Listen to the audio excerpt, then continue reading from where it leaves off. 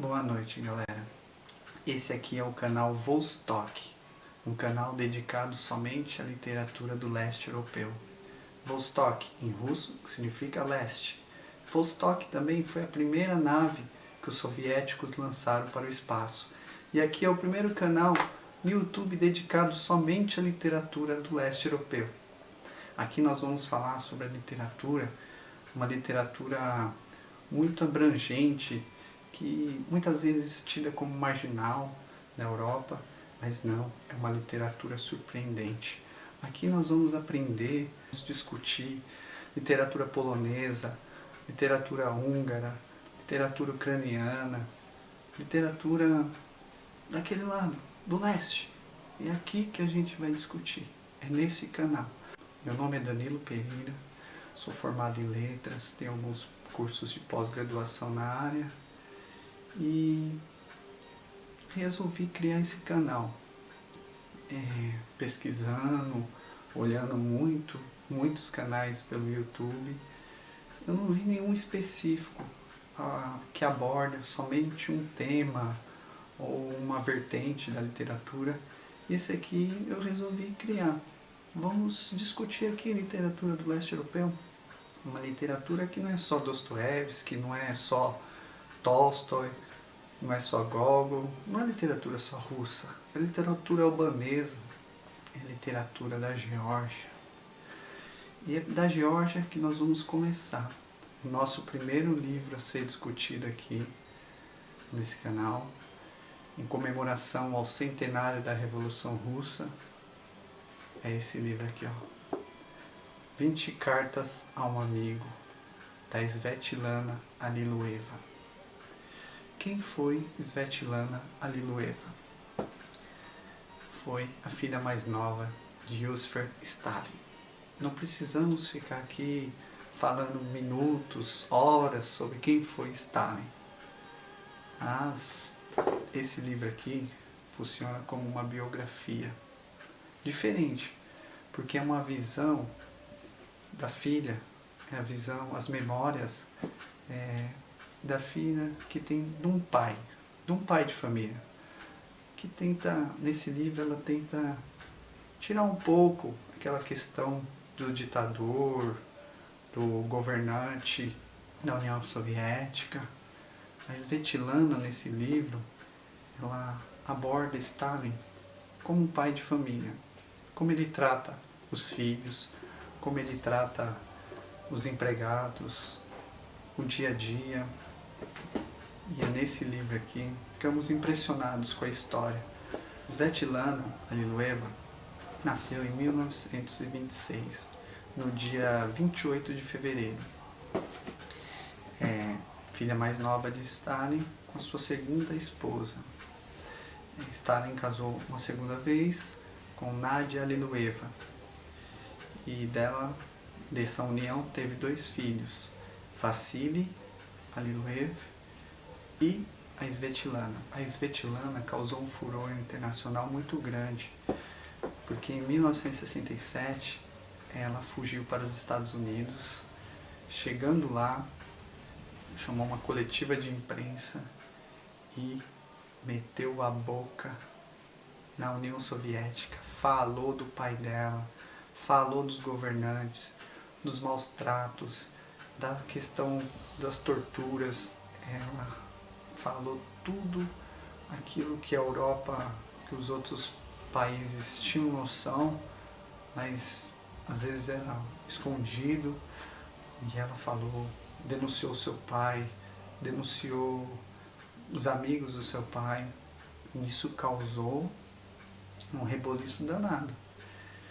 E em 1967 ela resolveu lançar esse livro aqui, 20 cartas a um amigo, que são as memórias, são cartas que ela direciona, não se sabe para quem, a um amigo, mas na verdade funciona como uma autobiografia dela. Então ela narra aqui, na primeira carta, os últimos momentos de Stalin, dia 2 de março de 1953. 2 de março de 1953, o dia da morte de Stalin. Ela estava ao lado. Então ela narrou de forma surpreendente o que aconteceu nesse dia, os últimos momentos de Stalin. E ela diz: o derrame cerebral é um processo que vai, aos poucos, atingindo todos os centros e, caso seja sadio e forte o coração, vai lentamente invadindo os centros respiratórios, causando a morte por asfixia. A respiração da pessoa torna-se cada vez mais difícil e rarefeita. Nas últimas 12 horas, torna-se claro que a falta de ar era cada vez maior. O seu rosto escureceu e transfigurou-se.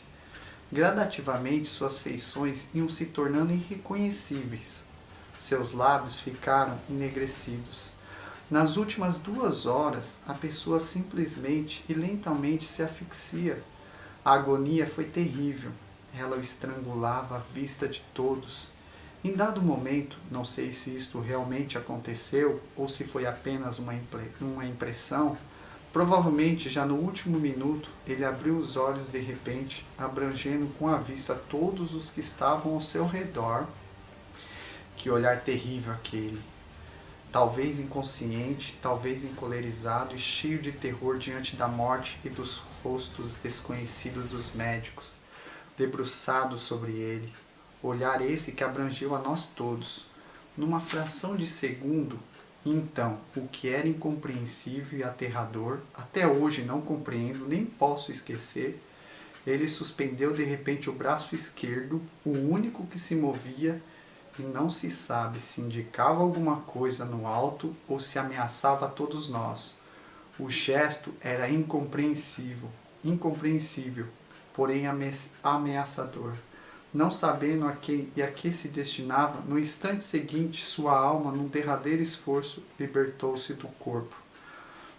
Pensei que fosse eu mesma a morrer sufocada. Agarrei com força o braço da jovem médica, minha conhecida. Ela gemeu de dor, mas continuamos a segurar-nos uma na outra. A alma se desprendeu, o corpo se acalmou, o rosto empalideceu e voltou a seu aspecto normal. Dentro de instantes ele tornou-se imperturbável, tranquilo e belo. Durante alguns minutos, não sei quantos, mas pareceram-me muitos, todos permaneceram petrificados e em silêncio. Então, ela narra que o pai dela morreu fazendo um gesto com a mão esquerda. Gente do céu, com a mão esquerda, isso aqui. Então, e nisso, ela narra essa primeira carta e dá seguimento nas outras, falando sobre a família. Então ela vai falar sobre a mãe. A mãe teve um papel muito importante. A mãe, ela mesma fala que ela pode dividir em 2 partes a vida do pai, do Stalin, porque uma é o Stalin como ele era quando a Nadia, que é a mãe da Svetlana, era viva. Stalin, ele tratava os filhos com muito carinho, era amado pelos empregados, temido também, mas amado, mais amado.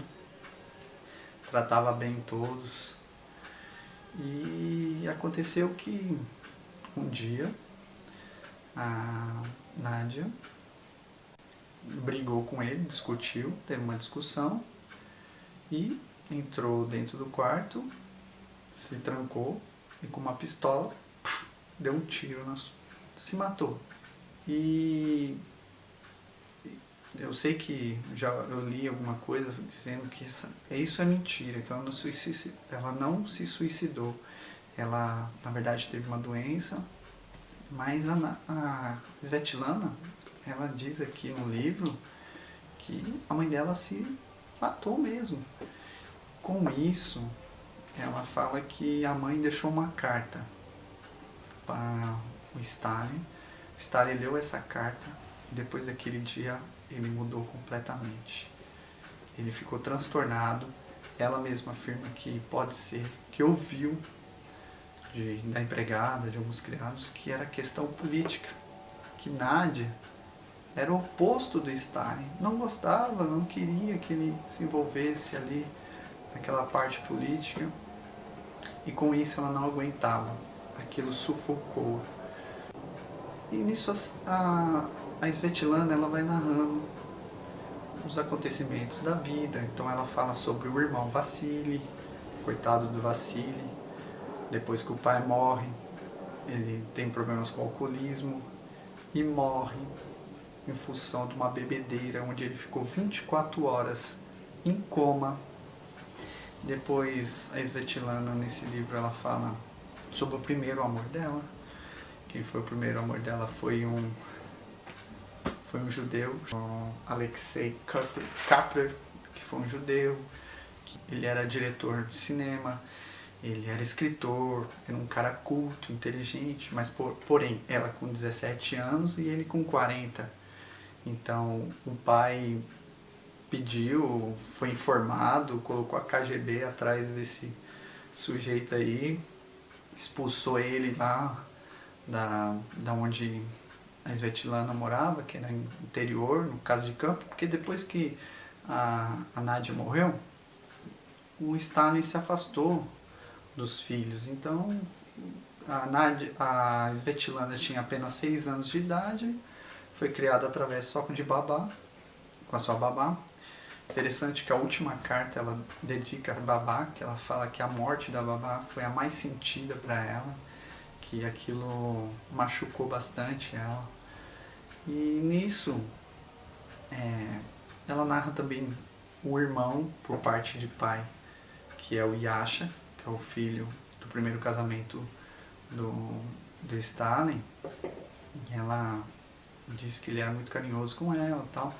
E nisso ele foi para a guerra e os alemães capturaram, ele foi torturado e um dia mandaram uns panfletos assim na Rússia, distribuíram de uma foto do Yasha sendo executado, fuzilado.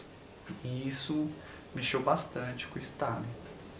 Em outras cartas, Svetlana vai narrar a história dos avós maternos, que foi o Sergei Aleluev e a sua avó Olga Fedorenko, que era uma mulher além do seu tempo. A Svetlana narra aqui uma passagem muito engraçada que ela afirma que a sua avó, a Olga, tinha vários amantes poloneses, italianos, e o seu avô, que ela fala que gostava mais do avô, era um homem muito respeitado, era um bolchevista, um velho bolchevista e rebelde. Então aquilo, a sua mãe, a Nadia, puxou bastante disso, porque ela era rígida também. E nisso ela vai falando sobre a professora dela, que a mãe, é interessante essa observação que eu vou fazer, que a mãe dela, desde pequeno, colocou uma professora alemã para ensinar alemão para Svetlana. E o que acontece? Depois que a Nadia se suicida, na adolescência, a Svetlana, por ordens de Stalin, começa a estudar inglês, porque ele fala, você vai estudar inglês porque a língua inglesa um dia vai ser muito importante. E já era importante, mas ele afirmou isso. E a Svetlana diz que depois da morte da mãe não teve mais sossego, porque sempre com guarda-costa, então ela ia para a faculdade, sempre tinha alguém do lado. Ela relata aqui que ela vivia numa bolha, porque ela não podia fazer nada, o seu pai não deixava fazer nada. E a Svetlana vai narrando.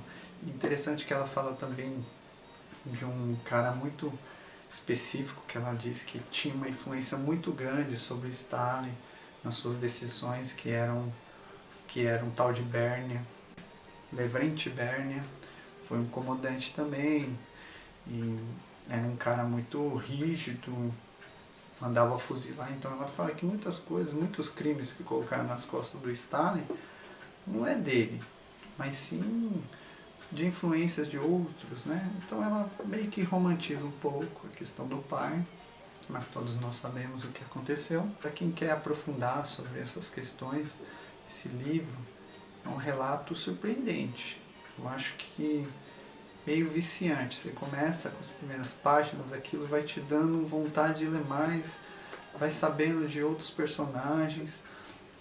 E assim, o que cerca bastante esse livro, é um tema muito que está bem sutil nesse livro, mas é surpreendente assim, a questão da morte, como a Svetlana lida com esse tema, porque perde a mãe aos 6 anos de idade. Depois perde o irmão por parte de pai, que ela amava muito, que era o Yansha, que foi fuzilado pelos alemães.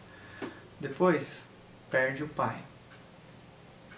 Logo em seguida, o irmão morre por causa do alcoolismo.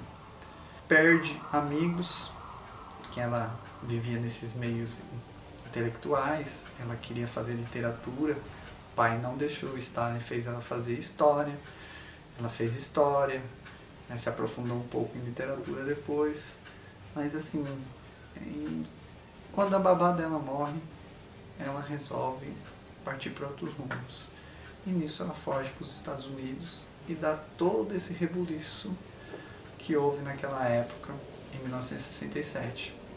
Esse livro aqui é da Nova Fronteira, é uma edição antiga, eu não sei a data porque eu já procurei aqui, não tem marcada a data que foi publicado esse livro aqui no Brasil, mas foi traduzido do original russo pelo Osvaldo Peralva, foi direto do russo, então é um livro assim que eu super indico para quem quer aprofundar nessas questões históricas. Esse é o primeiro livro do canal Vostok. Quero agradecer a vocês todos que assistiram até o final. Peço que curtem, que se inscrevam no canal, que nós vamos aprender aqui. Eu vou aprender aqui. Quero que vocês indiquem autores, escritores deste lado, né, do leste europeu. Espero que vocês tenham gostado. Desculpe meu nervosismo, é o primeiro vídeo, gente. Espero que vocês gostem e até mais.